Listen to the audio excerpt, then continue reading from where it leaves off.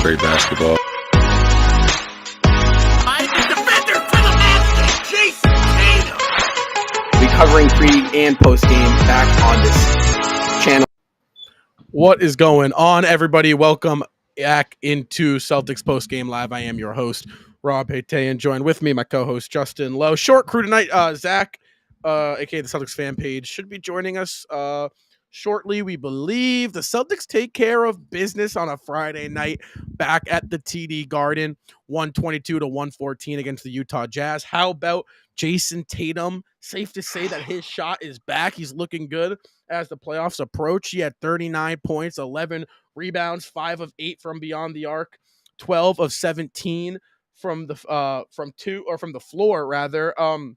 Derek White was also great. He had 17. Malcolm Brogdon had 19.7 assists. C's win 2 straight. Next game up, they got Philly Tuesday. They got a little nice break, a little 3-day break here before what could be a big time matchup against the Sixers at their place on TNT. Justin, a much needed win, right? Yeah. Get on the second night of a back-to-back, coming off of a big time win against Milwaukee. You lost to the Jazz team pretty ugly on the road just a couple weeks ago. The Jazz obviously resting players. They gave us a good fight, as they, usually do. Celtics extended the lead in that third quarter up to 15-17. Jazz kind of went on a little late run, got a little bit close. Celtics eventually closed the door on them. Game and a half back from Milwaukee. That one seed is still open. That is a conversation we can still be having.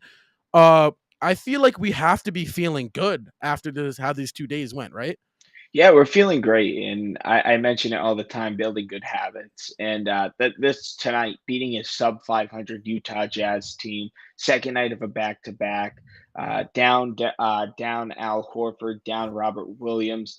I can make all the excuses in the world. The Celtics were supposed to come home last night. They didn't get home till 1:30 in the afternoon today. Yeah. So Celtics could have came out here like Milwaukee and made 1,000 excuses, but instead they put their heads down. They played a tough, gritty Utah Jazz team, and they came out with the win on their home court. And I think that's so crucial. These sub 500 teams have been killing the Celtics chances at the 1 seed. And with Boston's win last night, it made it so much more valuable to come out here on their home court on a second night of a back-to-back and take care of business.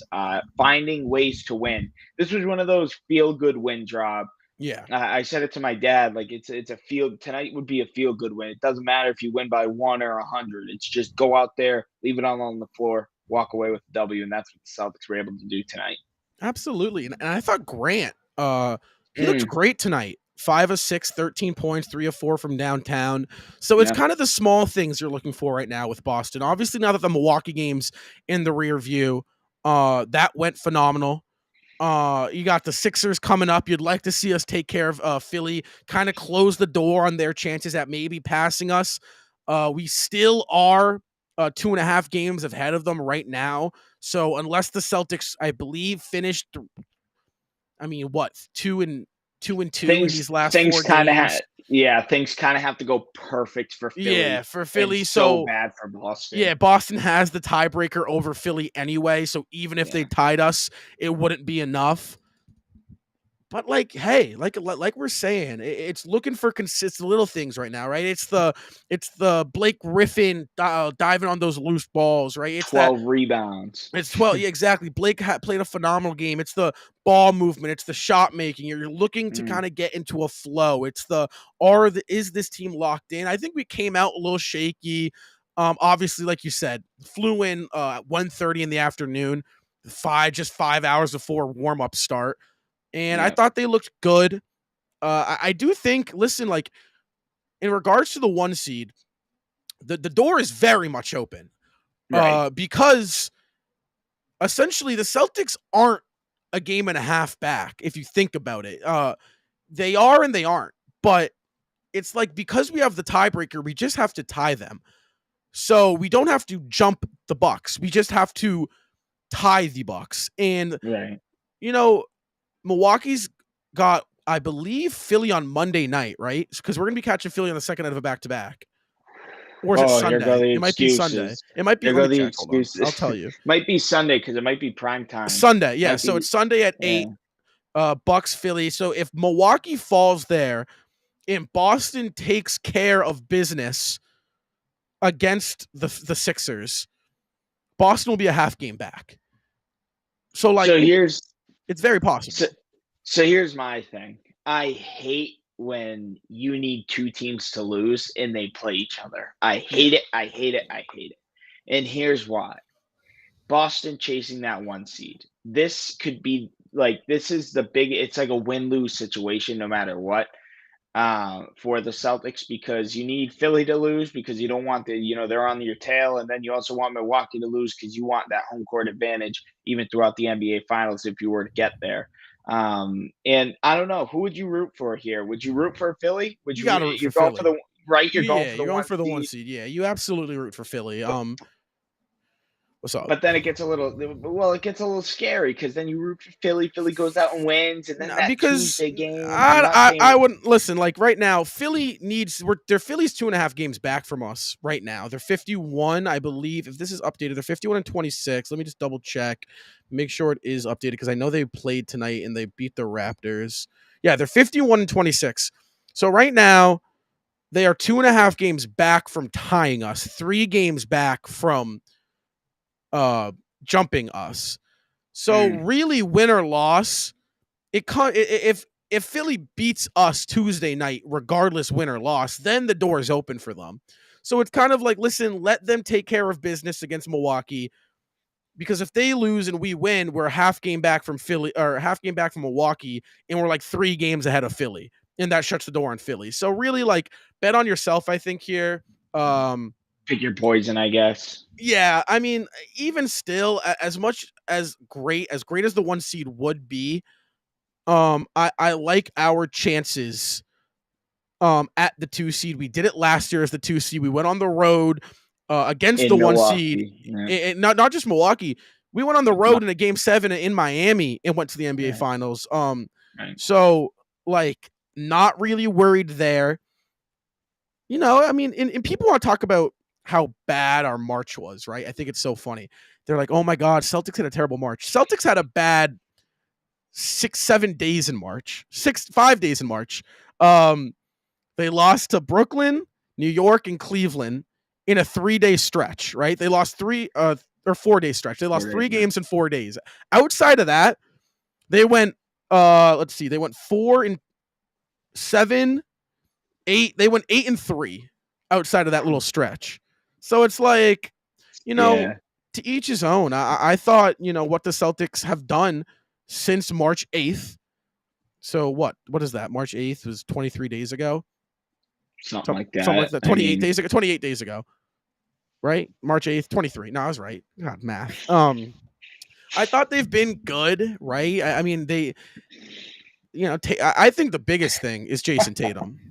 I think the biggest thing is Jason Tatum. Like right now, like Celtics could have won this game, but if Tatum looked bad again, he shot 2 of 10 from 3.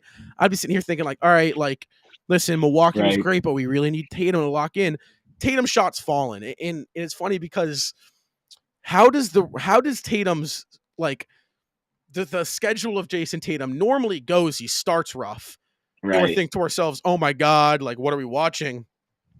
And then December would roll around, and then he just goes unconscious. So I'm thinking to myself right now, if the roles are reversed, flipped a little bit, and he ended the season poorly, doesn't that mean he's going to be going unconscious for the playoffs? I mean, listen, like back-to-back games now, he's shot the ball very well. And a player like Jason Tatum, Justin, if he is seeing the ball through a couple games in a row, if he hits his groove, playing good defense, he's been getting to the basket phenomenally. I think what he shot 11 free throws, 10 of 11 from the free throw line tonight. I mean, that was great. So, I mean, yeah, Brown had a bad game, but it happens. JB's been phenomenal. He's been really carrying the load for us. So it's time for JT to step up. He said, I got this one. JB, you have your little rest day. You've been balling for us, and Tatum was phenomenal tonight. Yeah, I think what it is he's also being very wise. Like, he's being smart. He's not just chucking up threes. He's not just playing iso ball. I mean, the what we're seeing from Jason Tatum now is what we were seeing from the MVP caliber Jason Tatum we saw in Yeah. December of this year. And look, he's turning it on at the right time. I remember a few days ago, maybe about a week ago, we were saying, "Oh, we need one of those JB and JT games together, where they combine for Yeah. 50 or 60." And then last night they combined for 70, and tonight was a little off night for JB. But I think what Tatum and Brown both value very, very much is that they're not the only ones on this team who can contribute. When Jaylen Yeah. Brown has an off game, look who stepped up tonight. Malcolm Brogdon, 19 and 7 off the bench. Derek White, 17 points in the starting lineup. So that just goes to show you Oh, there he is. We got him back. those are what happened. I don't know. You're good. Oh, I was good on my end. That was weird. But All right. you have these two pieces that you didn't have last season. And I get it. Derek White on paper, we had Derek No, White. you didn't. last You season. didn't have We you didn't have Derek White. You didn't have Derek We White. didn't have Derek White. Like, go back and look at that game 6 log. He played 21 minutes and had 1 point. I mean, Yeah. I mean, the two guys that we have here tonight, that's phenomenal. And then even throw in my boy Blake. I mean, 6 points, 12 rebounds, diving on every loose ball. Most likely not going to get playoff minutes, but he's a vet. He's experienced, and those are playoff basketball plays. Those are championship caliber plays that are going to help this team succeed and excel over that hump that they have not yet gotten over. And it all starts with Jason Tatum. Yeah, I mean, it's no question the guard depth is so much better this season. Really, the depth through and through is so much better. Big man depth. Not gonna lie, Daniel Tice is looking kind of nice right now. I'd love to have him as that third option off the bench, but Right. Cornette, Muscala, Griffin, the three-headed beast. They hold it down. The Bus One boys, they do their thing. So the depth there. I think Hauser plays his role well. I think Grant is really coming back to himself. He's finding his role again, which phenomenal sign because having Grant, play well is just like the biggest plus ever. So I think this team goes as far as they want to go, and Right. reason being because they got six guys who are really like there's 6 guys deep who are like, how do I put this? Or 7 guys deep who are like all-star level, where like if things fall in the right space, Derek White could be an all-star, right? Like, not saying that he's like that caliber of a player, but like, he can have nights where he plays like an all-star more times than where he doesn't. Right. And same goes to Brogdon, and same goes to Robert Williams when he's healthy. Speaking of Robert Williams when he's healthy, I think you kind of got to map out these last couple games for Rob. I would absolutely think he needs to play good minutes against Philly. I would love to see him 32 minutes, right? Because, like, again, we were talking about this. The 2 games you really care about, despite seeding, were Milwaukee and Philly. You really want to see us go out and win those 2 games. I think if Milwaukee loses and we beat Philly, then you keep rolling with Rob, right? But if 100%. Milwaukee wins and we beat Philly or whatever the case is, I think if Milwaukee wins after that Philly game, you give Rob 1 game. Have him pick 1 game, play him 30 minutes that game, and then sit him the other 2. Because like I said, or we've all have been saying this, health is the number 1 priority. If the Boston Celtics are fully healthy, they are no question not just the best team in the East, they are the best team in the league when they're fully healthy. That's pretty notable. This team goes 8-9 deep, and they're 8 or 9, like I said, are all very super talented. So I think in that category, health department, Robert Williams is your number 1 priority. We saw the impact he made in just 18 minutes last night. So you like have to keep him healthy. I think you keep playing Tatum. Maybe I'd give Brown a break. The dude's been going hard all of March. After Philly, I think maybe rest him a game. But if that 1 seed's in reach, you go for it, I think. Yeah, 100%. First round matchups also be easier. We won't have to play Miami mostly. We don't know how the play-in's gonna fall. But you would most likely see like Atlanta, who I think we sweep, and Toronto might, So, stuff like that. so this is my question to you. I understand playoffs is a whole other world, but I think it's a fair question to ask due to what this past month has been like for the Celtics in terms of letting go the rope and Yeah. in terms of playing down to their opponent, which they did multiple times tonight. This was, Celtics pulled away with the win, but there were many times in that first half, and I get it, second night of a back to back, but there were many times where they let Utah Jazz get whatever they wanted on either end of the floor. Uh, does that concern you going into the playoffs with a No, team against Atlanta, or is that just no, Celtics just because coasting to get to the playoffs? I think if this game had a playoff game labeled on it, you would see the Celtics from last night. I don't think that I don't think it's the team, right? I don't think the Celtics are like, oh, we're playing the Atlanta Hawks in the playoffs. No, the Celtics are going to be Right, thinking to themselves, let's take care of Atlanta in 4 games, get some rest so we can get ready for Philly. I think that's what they're going to be right. thinking, right? They're not going to be thinking like, oh, we got the Atlanta Hawks. We're going to walk through this one. And we're going to win the final. Like, no, I don't think that's how this team operates. Hmm. I think they're going to understand it's the playoffs. These guys have made it all clear. I think they want to get back and win the finals. They have Right. unfinished business, and they've said just because we got there last year doesn't mean we're going to get there this year. We have to work hard for it. So I think that this team is setting up, and I think it's clicking at the right time. We had a little rough start to March. We dropped 2 games, that were down the stretch. It happens. It's a long season. And we are already we're already 3 games ahead of where we were last year with 4 to go. So that's great. And we've been inconsistently healthy. So there's not a whole lot that this game tells us because of Milwaukee last night. Kind of told us everything we needed to see for the remainder of the season.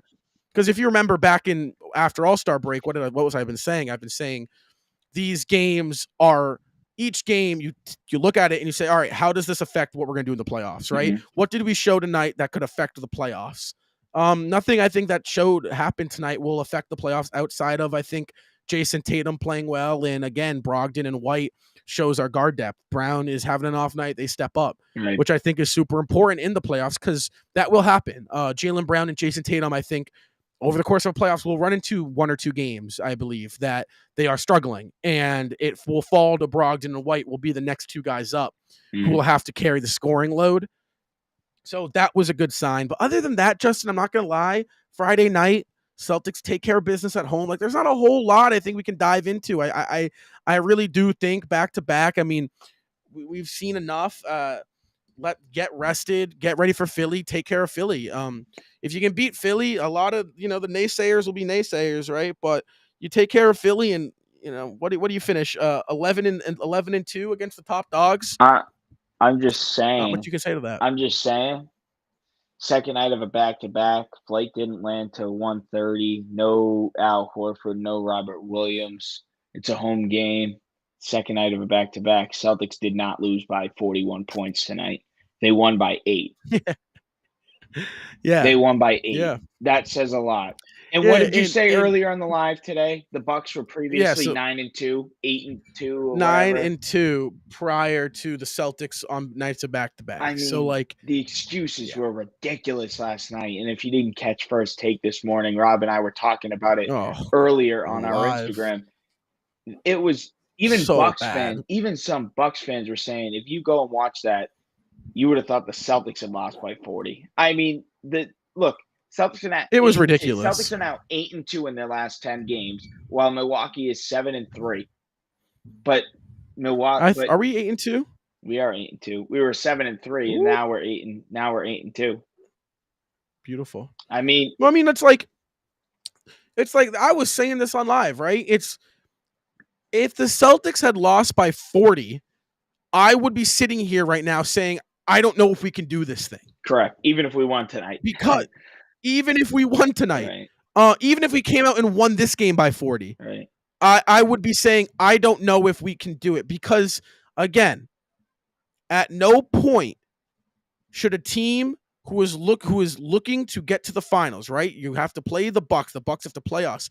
At no point should the Celtics be 40 points worse than the Bucks, even if their energy wasn't there, even if Tatum's out of the lineup, right? You shouldn't be 40 points worse.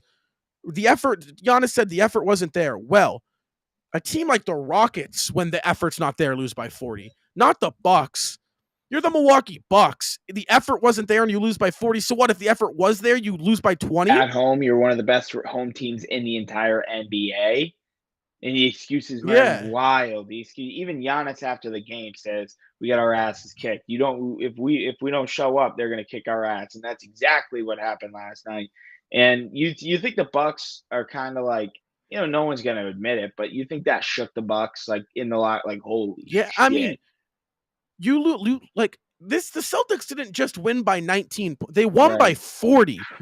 They beat the team that was 24-3 in the last 27 games by 40.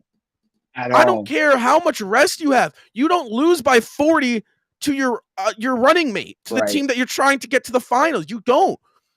I don't care if the effort wasn't there. You can't lose by if you're at any point 40 points worse than a team in the NBA. I don't think you can win an NBA championship. Plain and simple. Boston beat Milwaukee by 21 on Christmas Day. So you do 21, then they lost by 21, then they lost by 6. So they're at a plus 15, and then you add 41. Celtics are a plus 56 on the Milwaukee Bucks this year. A plus 56 on the Milwaukee Bucks, but nobody talks about that. And I'll tell you right now, it would be a plus way more than that if the Celtics had their story. If you want to throw excuses, we only lost by 6 in overtime on the road when none of our starters played. Robert Williams played like 11 minutes off the bench. Like nobody talks about that. I know we talked about this earlier, right? But it's like, my question is why is the narrative that the Celtics have to prove they can beat the Bucks? That's my question. Why is that the narrative that the media is pushing right now? Because Boston got the best of them last year. Both teams were banged up in that series. I don't want to hear it. Yes, they didn't have Chris Middleton, but they at least had some consistency in their lineup. They knew they weren't going to have Chris Middleton in every single game. They knew who was going to be on the court. The Celtics were Smart's out, Rob's in, Rob's out, Smart's in, constantly, all throughout that series. So why is it that the narrative with the Boston Celtics and the Milwaukee Bucks is that the Bucks are this powerhouse team that the Celtics haven't been able to figure out, and they caught Milwaukee on the second night of a back-to-back with like players out of the, like, why is that the narrative that's being pushed right now? Because it's just it makes no sense to me. And listen, let them talk. They'll say what they want. I think the Celtics really believe that they can do this thing, and I believe that they don't think the Milwaukee Bucks can beat them, which is important. I think you have to believe that. So say Philly goes in, takes care of business against Milwaukee. Now Milwaukee loses back-to-back games against Boston and Philadelphia.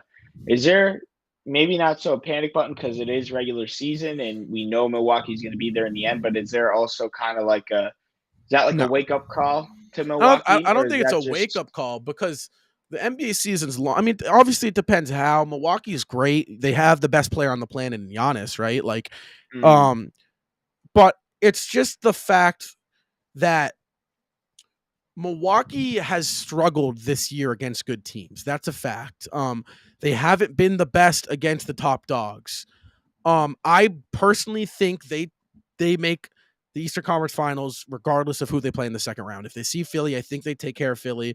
And if they see Cleveland, I think they take care of Cleveland. I just think that Milwaukee's play style is a problem against Boston. And there's two things. One, coaching. Budenholzer's a great coach, but they can't figure out how to guard Boston. Because if you're going to guard us on the perimeter, we're going to blow by their defenders very quickly. Their defenders are not very talented. perimeter wise. Holiday's a great perimeter defender. Lopez is a great interior defender. Giannis, great interior defender. If we stretch them out wide, we'll get to the paint.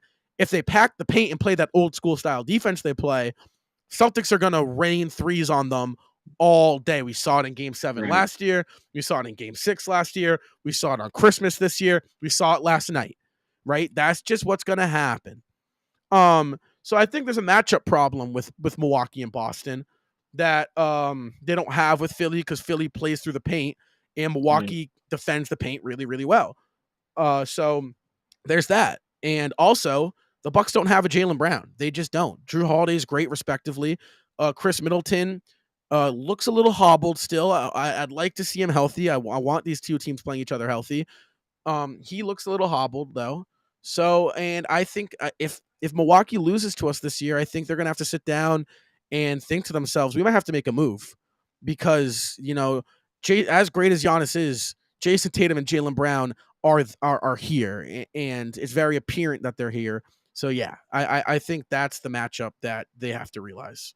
I don't want to push this narrative too much, but I was watching, it was the Milwaukee and the Indiana game 2 nights ago.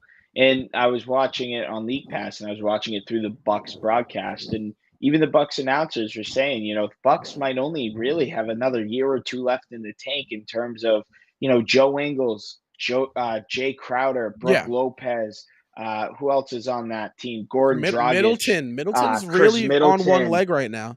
I mean, we know Giannis is going to have a long, long career. But like you said, Chris Middleton, who's always injured, Drew Holiday, who is playing out of his mind, but he's still up there in age. And like those types of things you have to look at when you're Milwaukee. How long does Milwaukee have left in the tank? That might only be a year or two. And I thought that was interesting that the Milwaukee broadcasters brought that up, because that's a good point. I mean, it's pretty much now or never for the Milwaukee Bucks. I know they won 2 years ago, but it's this year and next year, and then after that, it's really, it's a GG for Giannis. They're gonna have to find Giannis new young help. Yeah, absolutely. And Celtics got to stop on their opponent's necks. I think they got to stop on the Bucks' necks, put them to rest. But Celtics take care of business tonight. Short show. Just me and Justin talking, just a couple house cleaning things. Celtics, Bucks, things you didn't get to last night. Address, and obviously we quickly recap the Jazz and what tonight meant for the future. Celtics pick up a 122-114 win back at home Friday night at the TD Garden. Jason Tatum led all scorers yet again, 39 points, 11 rebounds, 5 of 8 from beyond the arc. Malcolm Brogdon did his thing off the bench yet again, 19 points, 7 assists for the leading candidate for Sixth Man of the Year, Derek White.